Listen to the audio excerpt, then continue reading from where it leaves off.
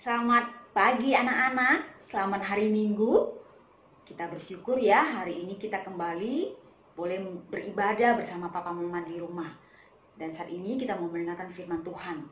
Firman Tuhan hari ini bercerita tentang Petrus dan Yohanes, lanjutan kisah minggu lalu. Di minggu lalu kita sudah mendengar Petrus dan Yohanes menyembuhkan orang lumpuh. Orang lumpuh itu menjadi sembuh dan bersukacita. Banyak orang yang melihat apa yang dilakukan oleh Petrus dan Yohanes. Banyak orang itu mengikuti Petrus dan Yohanes. Lalu apa yang terjadi kisah selanjutnya? Apa yang terjadi dengan Petrus dan Yohanes? Bagaimana orang banyak itu?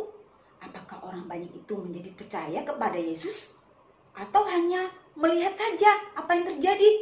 Tapi sebelum mendengarkan lanjutan kisah ini, kita mau berdoa terlebih dahulu.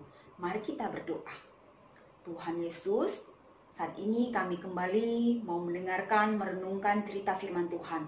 Tolong kami mendengarkan dengan hati yang sungguh, berikan kami hati yang rindu mendengarkan firman-Mu, sungguh-sungguh mendengarkan firman-Mu, tidak melihat hal ini sebagai tontonan video belaka, tapi kami sungguh-sungguh mendengar firman-Mu, dan kami juga boleh mengerti firman-Mu dan melakukan firman-Mu. Dalam nama Tuhan Yesus, kami berdoa dan mengucap syukur. Amin. Anak-anak, kalian masih ingat cerita tentang hari Pentakosta? Pada hari Pentakosta, para murid Tuhan Yesus menerima Roh Kudus. Roh Kudus menolong mereka untuk berani bersaksi. Petrus saat itu menceritakan tentang Tuhan Yesus.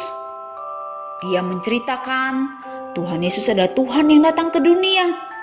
Ia datang untuk menebus dosa manusia. Ia dihukum, disalibkan, dan mati untuk kita. Tetapi ia bangkit pada hari yang ketiga. Dia adalah Tuhan yang hidup. Dia bukan Tuhan yang mati. Petrus bukan hanya berkhotbah, lalu 3.000 orang bertobat. Petrus juga menyembuhkan orang lumpuh di gerbang indah Bait Allah. Petrus bisa menyembuhkan karena siapa yang memberi dia kuasa? Betul, Tuhan Yesus. Tuhan Yesus menolong Petrus untuk menyembuhkan orang lumpuh itu. Yang menyembuhkan orang itu dalam nama Tuhan Yesus. Selesai Petrus menyembuhkan orang itu, orang lumpuh yang sembuh itu terus-menerus mengikuti Petrus dan Yohanes. Maka banyak orang yang keheranan mengerumuni mereka di serambi Salomo yang ada di Bait Allah. Petrus melihat orang banyak itu, maka Petrus langsung berkhotbah. Petrus menceritakan tentang siapa Tuhan Yesus. Petrus memberitakan bahwa orang lumpuh ini bisa sembuh bukan karena kuasa dari Petrus dan Yohanes, tetapi dari Tuhan Yesus. Saat itu Petrus bertanya kepada orang banyak itu, "Maukah kalian menerima Yesus sebagai Tuhan dan Juru Selamat? Maukah kalian percaya kepada Tuhan Yesus?" Ketika Petrus sedang bertanya, sedang berbicara, bercerita tentang Tuhan Yesus, tiba-tiba datanglah imam-imam dan kepala pengawal Bait Allah dan orang-orang Saduki. Mereka mendatangi Petrus dan Yohanes. Mereka datang dengan muka yang penuh kemarahan.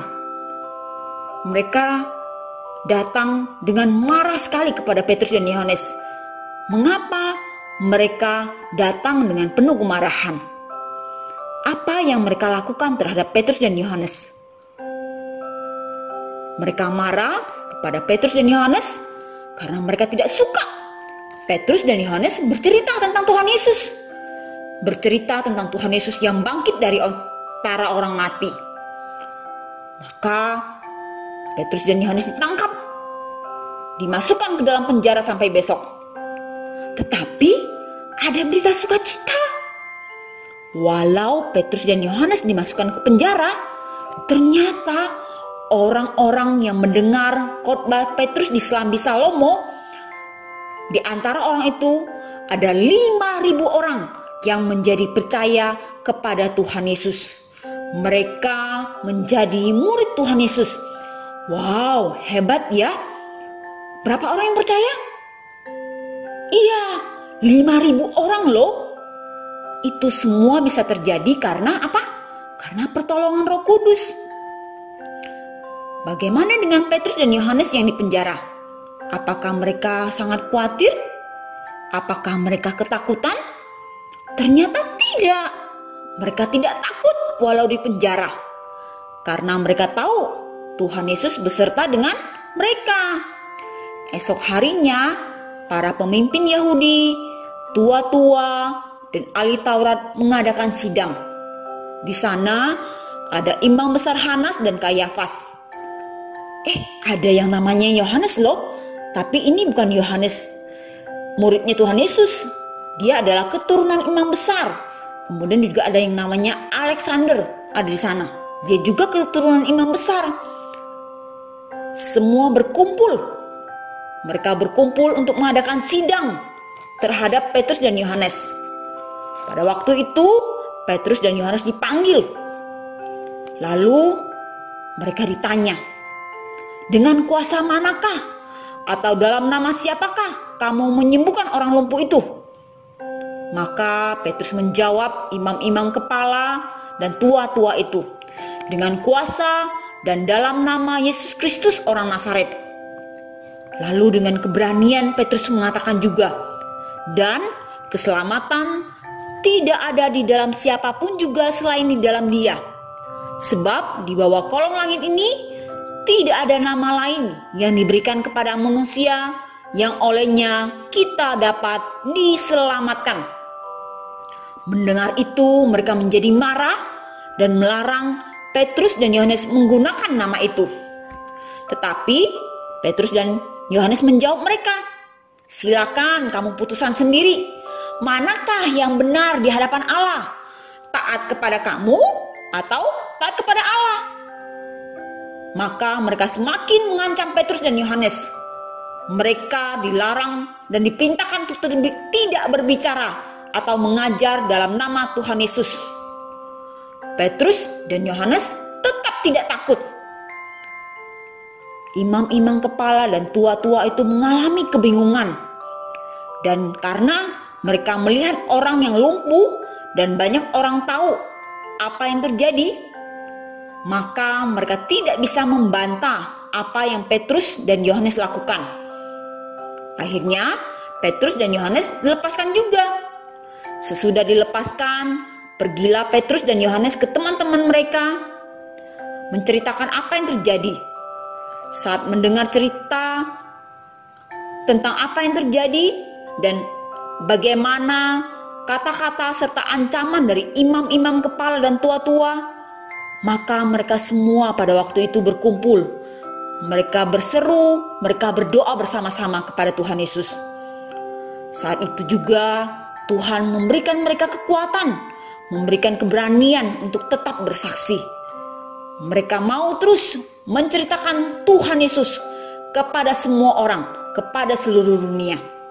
Anak-anak, maukah kalian seperti para murid yang berani bersaksi, menceritakan tentang Tuhan Yesus, memberitakan tentang Tuhan Yesus kepada seluruh dunia? Yuk, kita mau angkat pujian, sebuah pujian yang mengatakan bahwa aku mau menceritakan tentang Tuhan Yesus kepada seluruh dunia. Yuk kita nyanyikan bersama-sama. Anak-anak, apakah kalian pernah bersaksi tentang Tuhan Yesus? Menceritakan siapa Tuhan Yesus? Bagaimana Tuhan Yesus mengasihi kalian?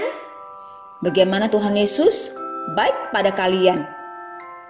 Atau pernahkah kamu berkata kepada adik, kakak, papa, mama, sepupu, berkata kepada mereka, Tuhan Yesus sayang kamu loh. Pernahkah kamu berdoa untuk orang-orang yang kamu kenal, yang kamu sayangi, yang belum percaya kepada Tuhan? Baik itu tante, om, sepupu, opa, oma, papa atau mama. Yuk kita lakukan seperti Petrus dan Yohanes. Kalau belum berani, minta Tuhan Yesus menolong kalian. Tuhan pasti akan menolong dan memberi kalian keberanian. Sama seperti Tuhan Yesus memberi Petrus dan Yohanes dan teman-teman mereka yang lain keberanian. Mari kita berdoa. Tuhan Yesus, Beri kami keberanian untuk menceritakan tentang Tuhan Yesus kepada orang lain, khususnya kepada orang-orang yang bisa kami temui atau keluarga kami yang belum percaya Tuhan Yesus. Ajar kami, berikan kami ketekunan untuk mendoakan mereka. Dalam nama Tuhan Yesus kami berdoa. Amin. Selamat hari Minggu anak-anak. Tuhan Yesus memberkati kita semua.